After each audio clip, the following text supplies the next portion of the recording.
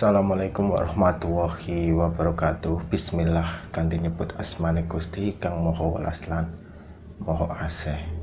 Saya ingin bertanya kepada teman-teman semua tentang suatu tirakat, yaitu puasa, yang di Jawa itu sering dilakukan selama 21 hari.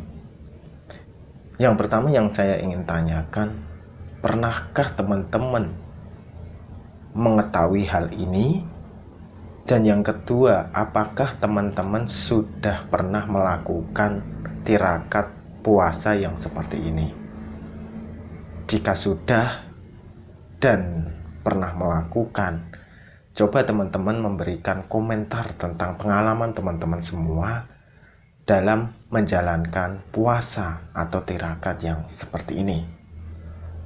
Kemarin ada beberapa pertanyaan yang menanyakan terkait dengan tirakat angka 21 atau selama 21 hari. Untuk hal tersebut saya mendapatkan sebuah jawaban, di mana jawaban yang pertama adalah puasa 21 hari itu sama dengan puasa yang dilakukan ayam ketika mengerami telurnya. Apa maknanya? Di sana dia mengerami telur sambil berzikir, terus menetaskan suatu anak atau hasil jerih payah yang dia erami selama 21 hari dari sebutir telur menjadi anak yang bisa dia rawat. Ini salah satu cara, teman-teman. Ketika kita memahami makna seperti ini, teman-teman bisa menggunakan cara ini ketika teman-teman ingin memperoleh keajaiban dari suatu hal yang sulit untuk diterka, sulit untuk dilihat, seperti sebuah telur yang nantinya akan berubah menjadi anak ayam atau suatu penyelesaian yang menghasilkan hasil yang luar biasa. Sebenarnya makna ini tidak sekedar makna, teman-teman. Ketika teman-teman menjalankan puasa Ramadan, teman-teman tentunya pernah mendengar fadilah dari Ramadan di 10 hari terakhir itu akan datang malam Lailatul Qadar, di mana malam Lailatul Qadar ini cenderung berada pada hari-hari ganjil. Jika puasa Ramadan itu terdiri dari 29 hari atau 30 hari, maka malam 10 hari terakhir yang ganjil itu dimulai dari malam ke-21. Ini artinya apa? Jika kita memaknai puasa 21 hari itu adalah puasa menuju kesempurnaan, menggapai suatu cita-cita, menemui wahyu, yaitu wahyu Lailatul Qadar, jika ini berjalan pada malam Ramadan. Tapi ketika dijalankan saat melakukan suatu tirakat, ini beda lagi wahyu yang akan kita dapat. Semuanya tergantung dari hajat teman-teman semua. Teman-teman akan memperoleh petunjuk, akan memperoleh suatu jawaban dari apa yang teman-teman niatkan. Wahyu tidak melulu tentang teman-teman didatangi malaikat Jibril, bukan seperti itu. Tapi kemudahan dalam menemukan jawaban itu adalah suatu wahyu. Jika Nabi itu dibicarakan sebagai suatu wahyu, maka manusia biasanya itu diberikan sebuah nama ilmu hikmah atau doyo linwe. Dan selain itu, pernah ada suatu cerita di suatu agama yang menceritakan bahwa suatu orang menjalankan puasa ingin memperoleh suatu jawaban dari doa-doanya, baru terkabul atau baru mendapatkan jawaban setelah 21 hari. Ini kenapa? Karena di saat itu ada yang menghalangi doa-doa dia, yaitu bukan doa-doa dari alam dunia ini yang menghalangi, tapi dari alam roh dan alam gaib.